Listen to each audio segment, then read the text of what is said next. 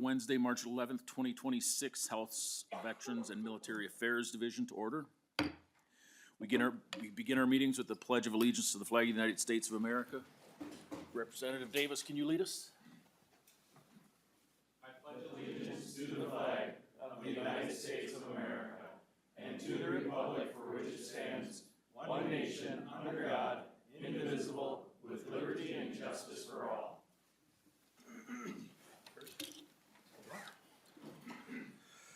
Before we begin our agenda, I want to remind everybody that the committee chair maintains control of this hearing, and I have the following expectations.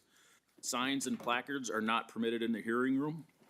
Verbal outbursts, shouting, or disruptive behavior will not be tolerated.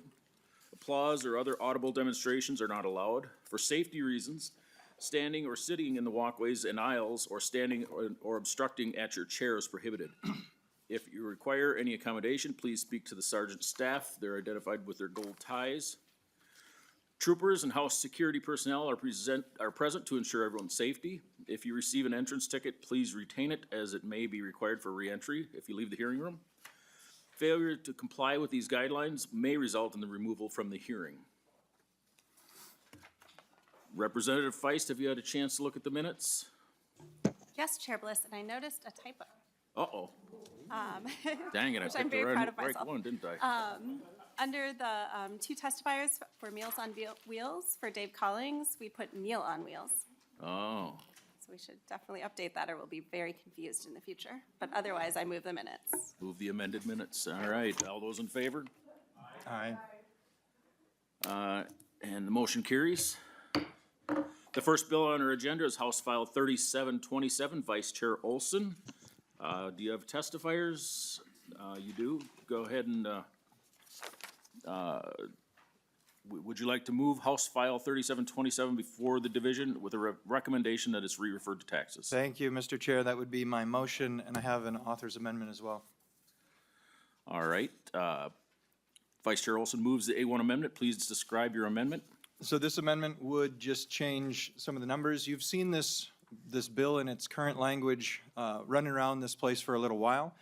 House File 3727 talks about an exclusion for homestead property values for disabled veterans at $200,000 and then $400,000. That would be to change the one that the legislature passed in 2008, so 18 years ago.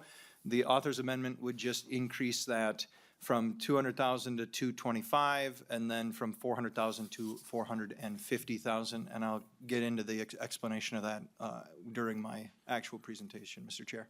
All in favor of adopting the A1 amendment, say aye. Aye. Opposed, say nay.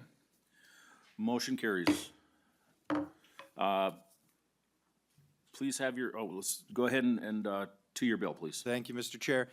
So this bill here, as amended, is the latest attempt to address this ever-growing gap between the exclusion amounts and home values under the Disabled Veterans Homestead Property Tax Exclusion. For those of you who don't, well, most of us weren't around here. I don't think anyone here was around in 2008 when the state legislature passed the original homestead exclusion, which at the time... Vice Chair, could you hold on? Thank you for taking the time to join us today, Representative Duran. It's nice to see you. Continue on, please. It's always, Mr. Chair, it's always really, really sad when the soldiers in the room are late to class. We'll discuss push-ups and the break. Push-ups at a later date, Mr. Chair? Oh, service member, so sorry, so sorry. Former service member. We'll continue. Thank you, Mr. Chair. So for those who don't remember, the legislature in 2008 passed this bill originally excluding property tax values for individuals who had a disability rating of at least 70%. There was one level at 70%, and then there was another level at 100% disability rating. A disability rating in the United States military comes obviously through injuries or disabilities obtained during their service or as a result of their service. For those who are not currently aware, a 70% disability rating through the United States military results in a $1,764.36 check a month. So these individuals who are 70% disabled are getting $1,764.36 per month. When you're talking about the rising cost of property tax, when you're talking about being on a fixed income, I think $1,700 we can all agree is a fixed income. It goes up a little bit more when you have dependents, when you're 90% disabled. My cousin fought and was injured in Iraq in 2007. He was 90% disabled for almost 20 years. He finally got his 100% disability rating just a couple months ago. But he was living off of $2,362.30 per month. And for those of you who are not aware, if you are working, if you are in a working capacity on top of this, it does affect your disability check. So it's not like it's just free gravy on top of what you're able to earn. So it does shift, it does change as a result of that. Now, members, what we're asking here, and the reason for the amendment is, if you have not been watching, home values have increased, but also inflation has increased over the past couple of years. And so we're looking to try and equalize the value of your home with what it would be if we had continued going on. So in 2008, if your house was worth X amount, now it would be worth this amount. So that's where the evaluation comes in. Because if you had a house, so a $300,000 house in 2008, the equivalent purchasing power today is $462,268.33. So $300,000 almost 20 years ago is worth $463,000 in purchasing power. That's pretty crazy when you think about how our money has kind of degraded in value, maybe a little concerning. And $150,000 in 2008 is currently worth $231,134.17. So the reason for this amendment would be to put us back in line to give these service members, these veterans, these disabled veterans, the ability to kind of recoup the purchasing power that they would have had and to offset any of that homestead exclusion that they're missing and that they've been paying the gap for many, many years. So, Mr. Chair, with that, I would be pleased to take testifiers or any discussion. All right, I have Stephen Whitehead and John Walker, if you could come up at the table. And then after that, Larry Fonder after these testifiers. And go ahead and just state your name and begin your testimony, please. Thank you, Chair. Fellow committee members, my name is Stephen Whitehead. I'm the adjutant for the Disabled American Veterans of Minnesota, and I want to thank Representative Olson and this committee for hearing this bill today. Representative Olson did a great job of explaining why this is important. 18 years since the last adjusted. This isn't our first time before you either. We've been fighting for this for several years. And we are very appreciative of this committee moving it out of your committee to the next level each and every year. I'm very appreciative of that, and we're hoping that this year it finally gets across the finish line. A couple of things I want to highlight. This bill that we're highlighting is our severely injured veterans that we're trying to take care of, the ones that are 70% and higher.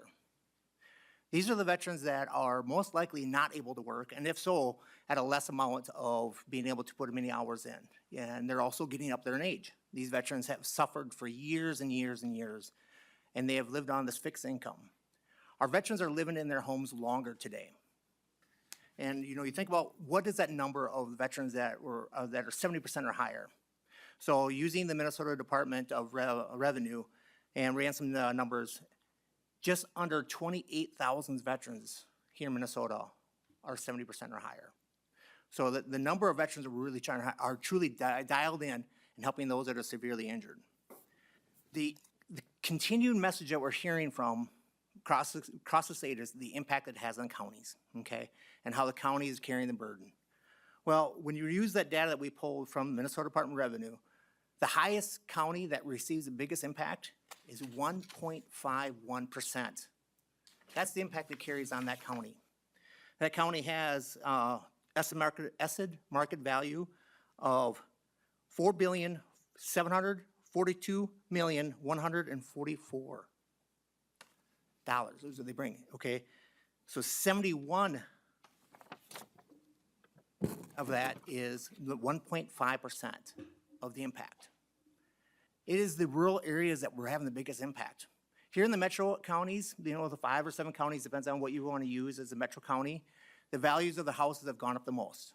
In the rural Minnesota, the values have gone up, but not at the same rates as here in the metro. Our rural veterans, this would have the biggest impact, getting this passed to be really truly having a big impact.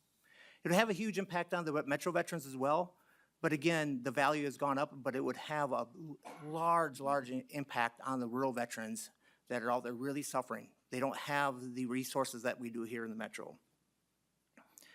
I want to note that this bill is supported by the Commander's Task Force. We fully support this. We appreciate the amendment. When we first got this and we saw that and the amendment came out yesterday, we really appreciate the amendment, Representative, to truly show that we're trying to get back in line where it should be. We're not asking for this increase just because we're wanting an increase. This is just getting us back in line with what that value of that dollar was. It should be, 18 years to now, and I think Representative Olson nailed it, highlighting that this is what the value of the dollar is today. We think about the constant battle that our veterans are fighting each and every day when it comes to putting food on the table, paying their mortgage, paying all this stuff. Veterans are actually having to sometimes go get refinance their mortgage and all that to continue to pay the bills because everything is getting expensive. And by doing this increase and getting that, this will help these veterans be able to put food on the table, maybe help pay their bills without having to go get a loan and things like that. So we appreciate this committee. We really appreciate the representative. And, as I started this conversation off, I can't thank this committee enough to continue to move forward. But we need your help outside of this room as well. We need the help from this committee to ensure that both parties, I really don't care who carries the bill or not. We want this bill passed, period. We need this bill passed. And it's time, and the time is now. Chair, that completes my. Thank you. And Mr. Walker, and then if Larry Fonder could sit at the table. And then after that is Janet Lorenzo on deck. So state your name and begin your testimony, please. Yes, John Walker. I'm the Department Commander for the Department of Minnesota, United States Army veteran. As a commander of the Department of Minnesota, I hear quite often from my veterans on how they're struggling. Property tax is one of the huge things that they always mention that I'm getting further and further behind. And when we look at, like Adjutant Whitehead just said, when we look at the data, the numbers have not changed. I mean, we have not kept up with inflation or any metrics to keep our veterans, disability pay somewhat stable in that, so we can keep them at home. This is huge for our Minnesota veterans. Our Minnesota veterans are always called upon. And I think it would really help them to stay in their homes, to keep their properties, so they don't have to make a tough decision on getting rid of the family property, maybe the only property they were able to acquire. So we really ask your support for this bill. Thank you. Thank you. And if you could sit down and Janet, come up to the table after Mr. Fonder and go ahead and state your name for the record and begin your testimony. Thank you, Chair. My name is Larry Fonder, and I am the legislative representative of the Minnesota Association of County Veteran Service Officers. I'm an Army veteran, and I too am also a County Veteran Service Officer. First, I would like to acknowledge and thank the authors of the bill, so Representative Olson, Duran, Perryman. I greatly appreciate moving this bill forward. This bill shows that legislators care about veterans, and it's also an opportunity for Minnesotans to help veterans stay in their homes. That is something that County Veteran Service Officers face on a routine basis, is homelessness for veterans. And this is a bill that can help keep veterans in their homes. As a CVSO, my relationship isn't only with the veteran. So when I meet with a veteran, I maximize their benefits and keep them in their home. When that veteran dies, I then transfer the relationship to the surviving spouse and ensure that the surviving spouse and help them to bury their veteran and then to maximize their benefits and qualify for them for benefits and keep them in their home. And I want to illustrate where the current law fails the surviving spouse. And let me be clear, our organization wholly supports this bill and want to see it move forward.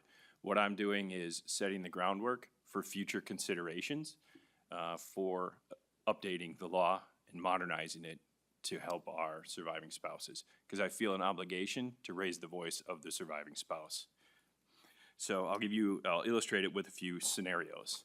So one, If you are a soldier overseas and you're killed in war, a Minnesota soldier overseas, active duty, killed in war, if your surviving spouse doesn't file for the tax benefit within 2 years of your death, you don't get the benefit. If you're married to a Marine that dies in an Osprey accident in North Carolina, and you've got small kids and decide, you know what, I'm moving back to Minnesota where my family is and I can get more help, you don't qualify for the tax exemption. If the veteran and a spouse move into assisted living and the veteran passes away and the spouse does not need assisted living and they decide to purchase a new home and move out of assisted living, they don't qualify for the benefit. The way that the statute is written, the veteran, when they die, has to be on the homestead. So if they're not on that homestead, it doesn't apply. Same thing, a veteran moves, say, they get this benefit in another state, and they decide, you know what, Minnesota is where I'm gonna move to, they don't qualify for the benefit. So these are considerations that I think need to be looked at for future modernization of this statute. Again, fully support this bill going forward. We want to see that happen because that's going to make an immediate difference.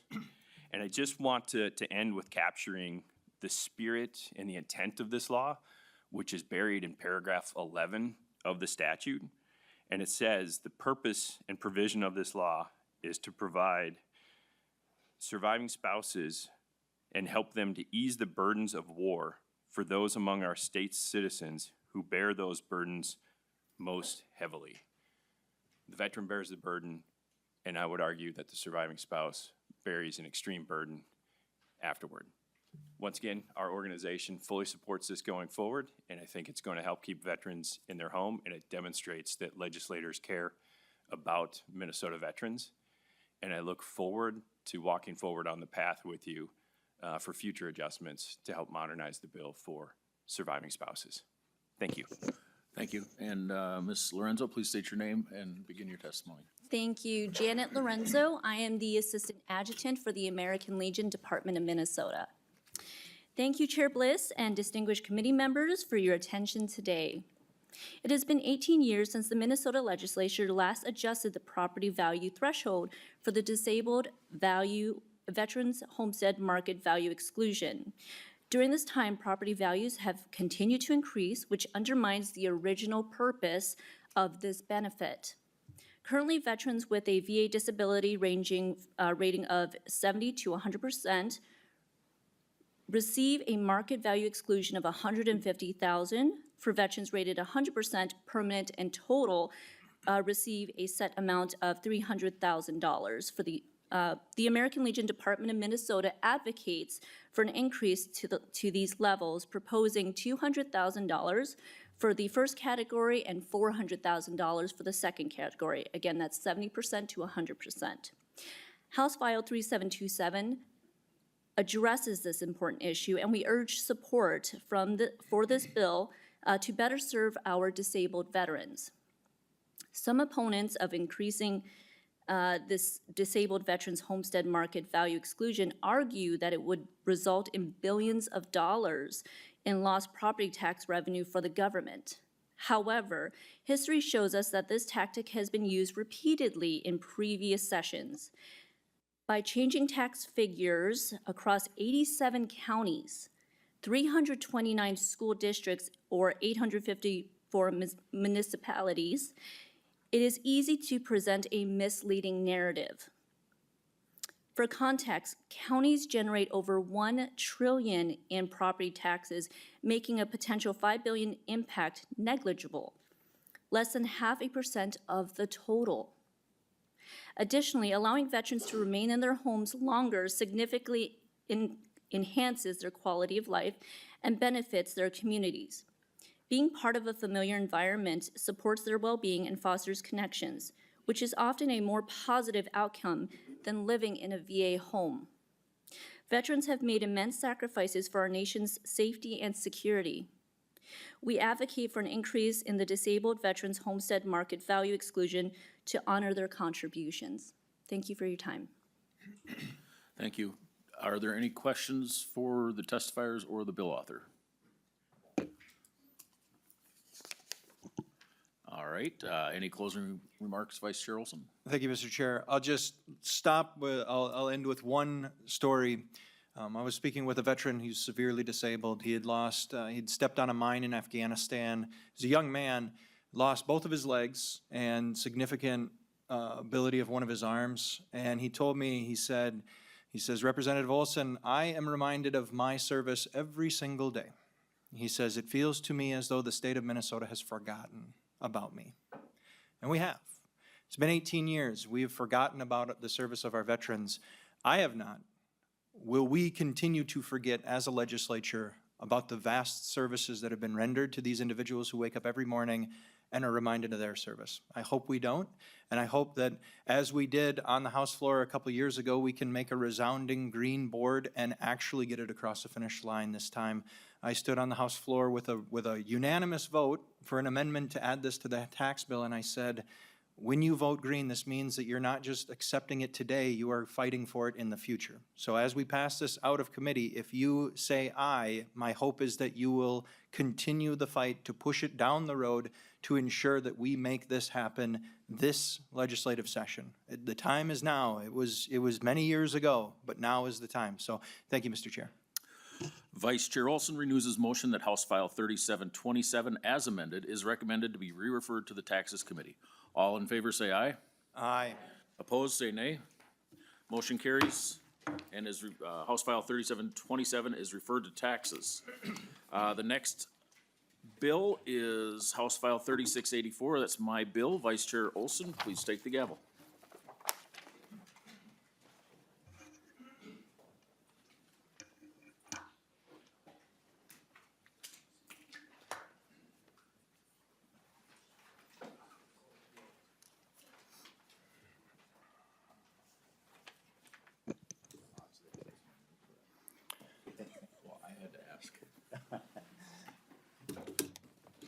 All right, Chair Bliss, would you like to move House File 3684 before the division with a recommendation that it be re-referred to the General Register? Thank you, Chair Olson. That is my motion. It's my understanding you have a delete all amendment as well?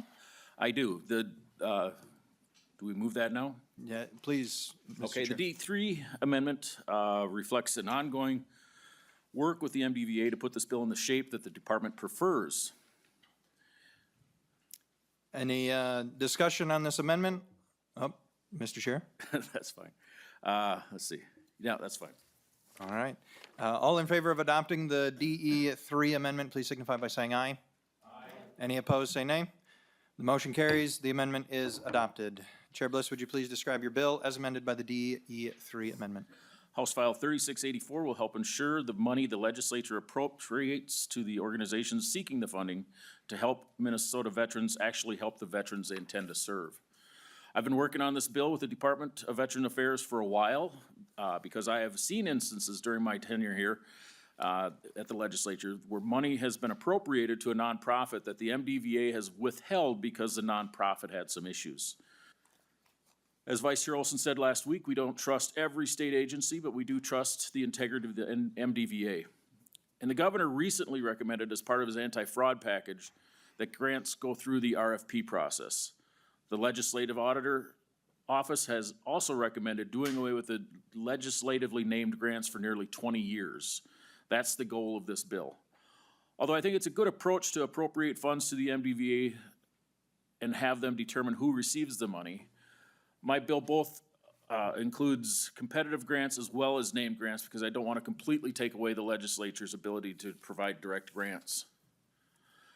I will now explain the language of the bill as amended with the DE3 and then turn it over to my testifier from the MDVA. The bill restricts eligibility to grants to Minnesota nonprofits who have been operating for at least 5 years, are in good standing with the Attorney General's office, and have a current federal tax form 990 on file. The grants must be paid only to be used for Minnesota veterans, active service members, or Minnesota residents stationed in Minnesota. or stationed in Minnesota. Immediate family members, including those of deceased members, veterans who died in the line of duty. Priority and grant funding is given to veterans with service-connected disability.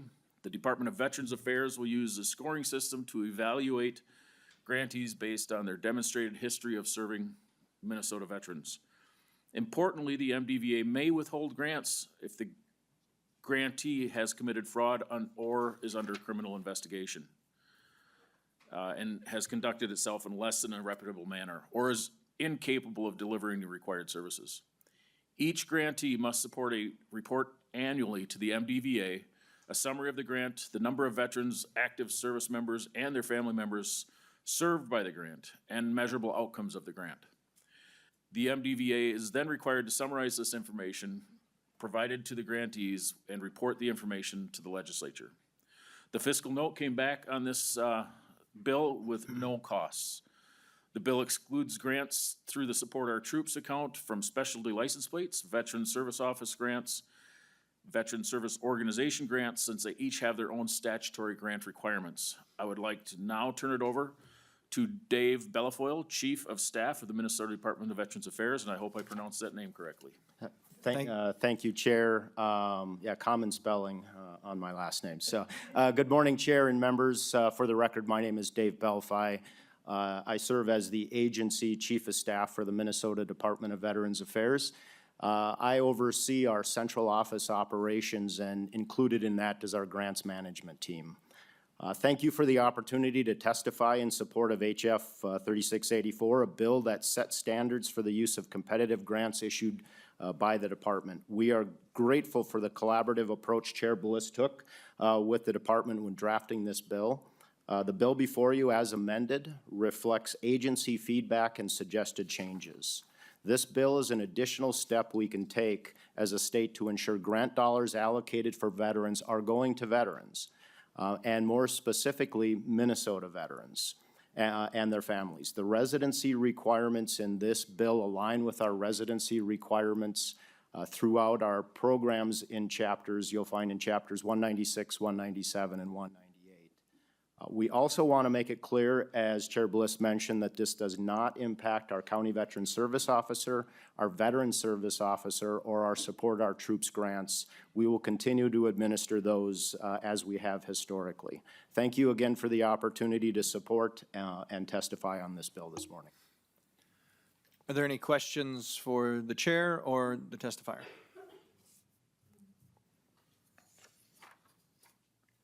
Seeing none, Mr. Chair, closing remarks. Thank you for your support. Perfect. Chair Bliss renews his motion that House File 3684, as amended, is re-referred to the General Register. All in favor say aye. Any opposed say nay. The motion carries. House File 3684 is re-referred to the General Register. First one.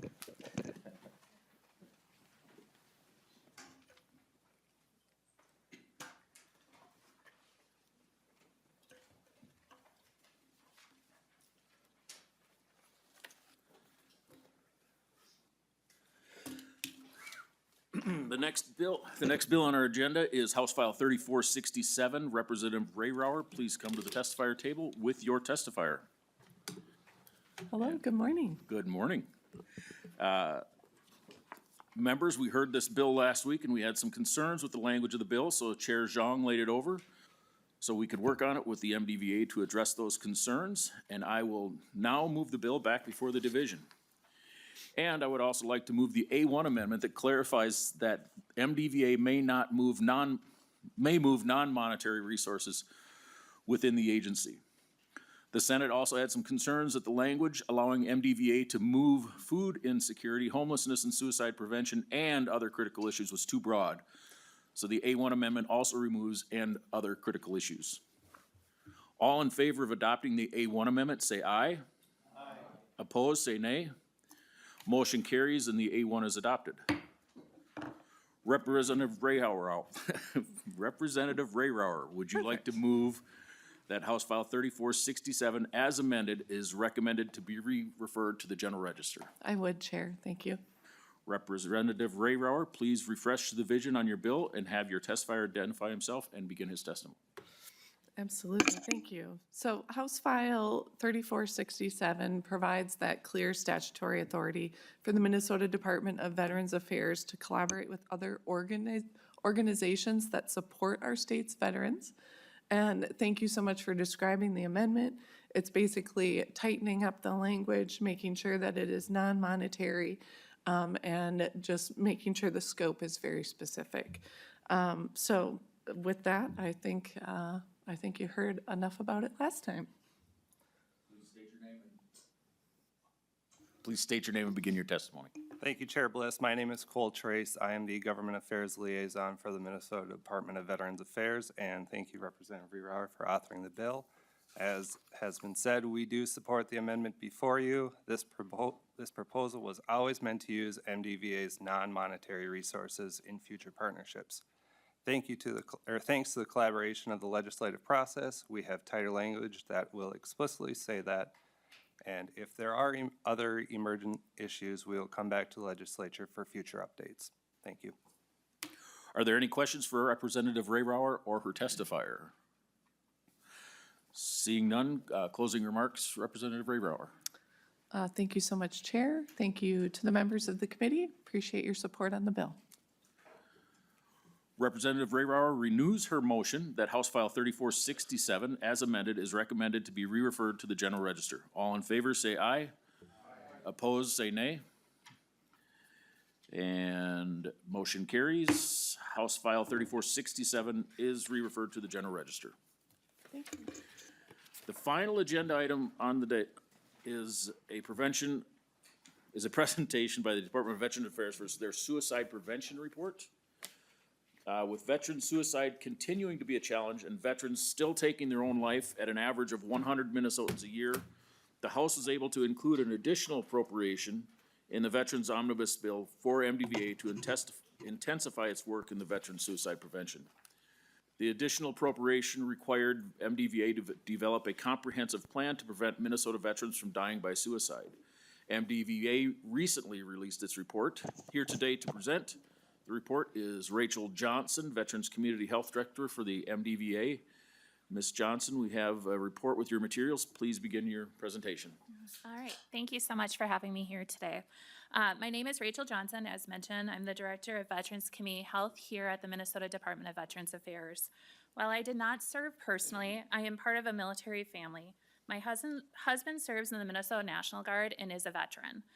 I want to acknowledge that our Veterans Community Health team is here today as well. The progress we're discussing represents a collective effort across many dedicated professionals and partners. Today, I'll provide a brief overview of our Veterans Community Health work, our veteran suicide prevention strategy, and how Minnesota is building a coordinated statewide system to better support veterans and their families. At the center of our work is very simple but powerful message. Veterans should know they are not alone, help is available, healing is possible, and there is a pathway to care. Everything you will hear today, programs, partnerships, and funding investments exist to make the statement real for every veteran in Minnesota.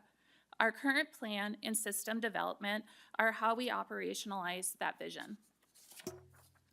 Over the past year, we have intentionally built the infrastructure needed to move from isolated programs to a coordinated statewide system. While with legislative support, Veterans Community Health has expanded suicide prevention, leadership, clinical consultation, data analytics capacity, veteran health navigators, and regional community coordination. A major milestone has been expanding our regional coordinators to strengthen rural outreach and reduce duplication of services. We also are expanding the Veteran Health Navigator program into non-VA healthcare systems to implement veteran identification, helping ensure veterans are recognized early and connected to the right care so they do not fall through the gaps between systems. The Minnesota Veteran Suicide Prevention Collaborative serves as the backbone of statewide veteran-focused coordination. It is our mission to connect organizations, partners, communities, so our collective work produces measurable impact.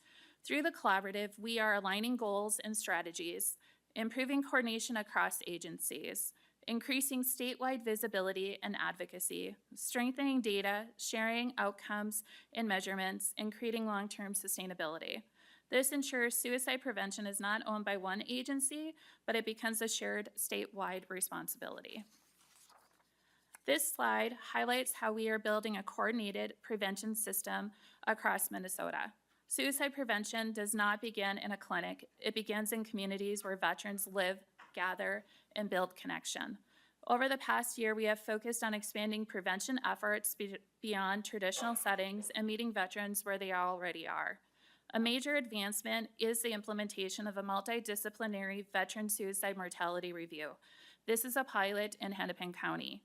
This work brings together public health, the VA, National Guard, the Minnesota Department of Health, and community partners to understand not only how death occurs, but where systems can improve. The goal is prevention through learning, using data, and to prevent future loss. Our Veteran Suicide Prevention Plan is intentionally designed as a living, working framework. It guides coordinated action while allowing us to adapt as new data, evidence, and veteran feedback emerges. This is not a static report. It is an implementation roadmap. Why this work matters is simple. As mentioned, Minnesota continues to lose 100 veterans each year to suicide. Behind every number is a family, a community, and a life of service. Our goal is to move from crisis response to early prevention and connection. Our data helps us understand where prevention efforts should focus. Minnesota trends mirror national findings. Firearms remain the primary mechanism of veteran suicide, and factors such as physical health challenges, mental health concerns, bereavement, and unemployment often intersect. This tells us suicide prevention must extend beyond healthcare alone and include community connection, economic stability, and coordinated supported systems. The Veteran Suicide Prevention Plan was developed in response to legislative direction to build a coordinated statewide approach. The plan aligns with the Minnesota State Suicide Prevention Plan, the VA National Strategy, the Governor's Challenge Framework, and recommendations from the Wilder Research. This ensures state investments support a unified strategy rather than isolated efforts, strengthening accountability and long-term impact. The plan's goals establish a clear roadmap for prevention. We focus on building infrastructure, strengthening prevention capacity, improving early identification, expanding access to care, supporting communities after loss, and using data to guide decisions. Together, these goals move Minnesota from individual programs towards a comprehensive prevention system. Preventing veteran suicide requires sustained commitment. The plan uses a phased timeline that allows us to scale efforts responsibly, evaluate outcomes, and adapt based on what we learn. This approach supports continuous improvement while maintaining long-term accountability to veterans and their families. Preventing veteran suicide requires a sustained statewide system ensuring every veteran can access support early, easily, and without falling through service gaps. Our work focuses on building that system, not as a single program. The Minnesota Veteran Suicide Prevention Collaborative is helping turn our Veteran Suicide Prevention Plan into action. We are bringing partners together around shared priorities, improving data and accountability, and expanding coordination into rural communities. Together, this work is moving Minnesota towards a coordinated statewide system that better supports our veterans and prevents suicide. Looking ahead into 2026, we are focused on scaling prevention efforts, improving access to care, and strengthening coordination across Minnesota. This includes expanding transition support, increasing engagement with younger veterans, improving education and navigation of benefits, and using crisis intercept mapping to better understand where veterans encounter barriers. These efforts help us reach veterans early, strengthen community connection, and reduce risk before a crisis occurs. Our goal is to meet veterans where they are and connect them to the support before challenges become a crisis. Legislative funding is directly translated into measurable system improvements. Investments have supported regional coordination across Minnesota, expanded rural training and outreach, growth in veteran health navigator model, expansion of suicide mortality reviews, stronger education and reporting infrastructure. These investments reduce risk, improve access, and strengthen outcomes for our veterans and their families. In closing, preventing veteran suicide requires more than individual programs. It requires a coordinated system built through partnership, data, and sustained commitment. Minnesota is making meaningful progress by strengthening prevention, improving access to care, and working collaboratively across communities and systems to support veterans and their families.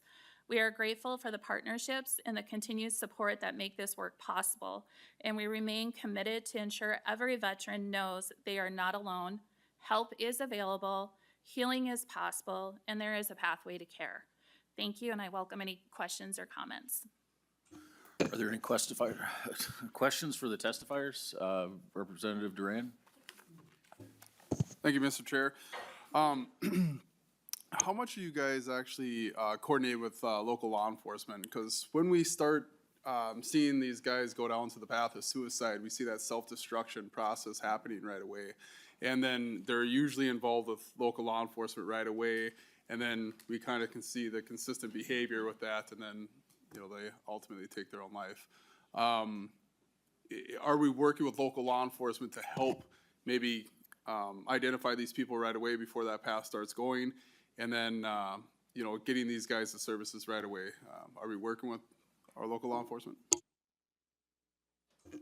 Yeah, thank you, Mr. Chair and Representative. Yes, so they are on our list to be working with. We are starting that relationship through our suicide mortality review with Hennepin County. We've had some really good conversations with the coroner's office, and along with their wanting to also provide a commissioner there, and we're looking at the law enforcement with that. The other side of that too is as we are building out our regional connections in rural Minnesota with our outreach coordinators, Justice Involved has been a focus as well of how can we get deeper into those to be able to build those relationships with law enforcement. Representative Duran, more? Yeah, you know, thank you for that. That is crucial. I think that's going to be a very good avenue for us to approach. When I was working in law enforcement and I'd show up to an individual who was suicidal, I would have that background to be able to kind of talk them back into it. But then I'd always ask them, can I refer you to some services, which then I would, you know, get the veteran service officer in our county involved as well. So I think that's a huge part to help curb this, because I believe my actions stopped some people in which they actually came back to me and said, if you didn't help me get these services, I wouldn't be here today. So just having that connection is crucial for us to be able to get these guys as quick as we possibly can. And there are a lot of people out there that are struggling, but the first people that kind of know about this is our, you know, hospitals, our first responders, and then our local law enforcement. So this would be a crucial connection for you guys to make. Yeah. Thank you. Ms. Johnson? Thank you. I was just going to add too, through our Navigator program, right now we're in the process of hiring our navigators. They'll be working with our non-VA healthcare systems. As you've seen on the slide deck, we'll be working with 7 healthcare systems throughout the state, 3 of them being major healthcare systems, 3 of them being critical access, and 1 being federal. And we also are looking at them as that connection pathway to those that are justice involved as well. Representative Duran. All right. I'd be willing to work with you on that, especially on the public aspect of things, that we can find that connection and maybe an alert that we can, you know, maybe send to our county CVSOs so we can start getting the process started for some of this stuff. I think it's just a crucial thing we need to do. So. Thank you. Representative Olson. Thank you, Mr. Chair. I am pretty excited about the concept of this program that we're building out. I think we should have done it 7 years ago when we first started this, but the concept that we're building an infrastructure, you know, we're not asking you to carry the load on your own. We're asking you to get these silos, because there are so many different programs out there for veterans, for soldiers, for people currently deployed overseas, and they are desperate to help. There are so many organizations in this state that say, please ask us, but they need to know about it. And having you and your team available, building this infrastructure to flatten the line out, to say, hey, this person, you get a flag off, someone, local law enforcement identifies an individual who's in a crisis. Now we know exactly who to call next. The next person in line who is desperate to help that individual. That's what this is. I think that's what I'm getting from the plan, the report that you've got, is that you're not looking to solve this on your own. The plan for MDVA is to streamline this, to build a road path, to build a way in which every single service member, every veteran, every individual who finds himself in crisis has the ability to be identified, and then these organizations give them a big hug and figure out how to help. And they're desperate to it. When I was overseas last year, there were dozens and dozens of organizations that were just screaming to help me, to help my family. We loved all the support we received from my local organizations, but also across the country. So they're there. We need to know because, personally, every year the Army gives me a brief and they give me a little ACE card, and then that's one organization that I can call. But are there other organizations? I know there's one in my hometown, because they came up to my wife and they said, we're here to help you and your family while your husband's gone, and they gave us contact information. But those are the only ones that I knew of, because the silos. And so as soon as we start cross-talking with these silos, that's where I think we're going to see some significant results. Because as your report shows, from 2015 until 2025, there was almost no change in the amount of suicides in this state for veterans, and that's a real problem. So I commend you on what you're doing. I think that building out this infrastructure is a really good thing. Getting some strategic direction, as per some of the comments that were in there, saying we want direction. These organizations want direction. They want to know how to help. I think that's where you're the general in this, and there are a lot of soldiers underneath you who want to help out. But remember, you're not the only one. So, said lack of resources, there's only 3 of you. There's not. There are thousands of you. You just need to connect them. So thank you so much. Thank you for this. Thank you for what you're doing, and let us know how we can participate as well. Ms. Johnson, do you want to comment on that? No, I just want to say thank you so much for that. Definitely appreciate it. And that's one of our biggest things with our collaborative work that we're doing, is how can we really convene and get everybody to the table, because exactly what you said, you don't know what you don't know. And so we have been doing a road trip over the last few months of visiting with different organizations and encouraging them to come to our collaborative meetings as we grow this out, because we do want to give them space to be able to present and let everybody know what they offer and how they can help support the work and the missions that they're doing as well. So thank you so much for that. Mr. Kelly, do you want to comment? Thank you, Chair and members. For the record, John Kelly, Director of Government Affairs for MDVA. I just want to, kind of follow on from Vice Chair Olson's comments. So, in the report, we put studies in the field with the funding that we received through our partner at Wilder Foundation, to hear from veterans, from family members, from the organizations that are doing this work. And one of the biggest pieces of feedback that we received is they look to MDVA as the convener, as the kind of support organizer, kind of, like you said, the field general on this. And we're leaning into that, and that plan reflects that. I'll also note there's, various things that we're doing to try to chip away at this as well. So through the Commissioner Lindsay's efforts with the Commissioner of Administration, we're going to be using some of the funds from the appropriation to have the Veterans Crisis Line sticker that's on all of our vehicles at the department, offered to all state fleet vehicles. So you could see it on a snowplow, you could see it on anything, any kind of our vehicles, any little piece. If one veteran can see that number, call it. So like we're leaning into that. We're doing a data-driven process. Rachel's building out the team, trying to coordinate across rural Minnesota. And we didn't want to come in with a report that is, here it is, we did our job and now we're done. This is a living, breathing document, and we anticipate coming back over the course of following sessions to continue to update the legislature and update the plan as we see what we're seeing, what works, what doesn't. So we do really want to say thank you for the directive and for the additional funding and for the efforts of the legislature here, and we'll be back to to report on this in coming sessions. Are there any more questions? I did want to just, I'd taken some notes and thank you, Representative Olson. You kind of covered it. That I wanted to make sure that you didn't just focus on government programs and other government agencies, that you're out there working with the private organizations, the nonprofits, the churches, the law enforcement, and that type of stuff. So I'm glad to hear that that's part of it. All right, I think we're done with you.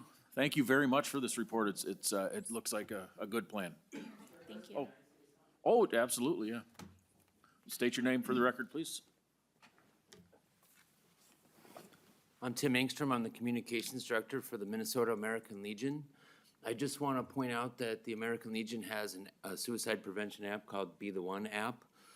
If you, as a veteran, are struggling, and you can use the app, or if you're talking to a veteran, you also can use the app, and I have been in that situation. But that's not really what I'm pointing out. I'm pointing out that the MDVA has been working with the American Legion about getting Minnesota-specific resources onto this national app that we have, and now the whole organization is trying to change the app so it can be local-specific throughout the whole country for South Carolina, Florida, whatever state you're in. So this is an example of the work that the MDVA is working with non-government agencies already, as well as inviting us to their conferences and having us speak at their veteran gatherings. So, I just wanted to provide an example of what you were talking about. All right, thank you. Any further questions or comments from the, oh, I'm sorry, Representative Feist has a question. Yeah, could you repeat what that was called? Is it Be the One? Be the One to Okay. save one. Great, So thank it's the you. Be the One app, and you can download it on Apple or Android. All right, thank you. Mr. Kelly, Ms. Johnson, any further comments? All right, thank you. The next meeting of the House Veterans and Military Affairs Division will be Wednesday, March 18th, 2026 at 8:15 a.m. Co-Chair Zhang will have the gavel. There being no further business before the division today, this meeting is adjourned.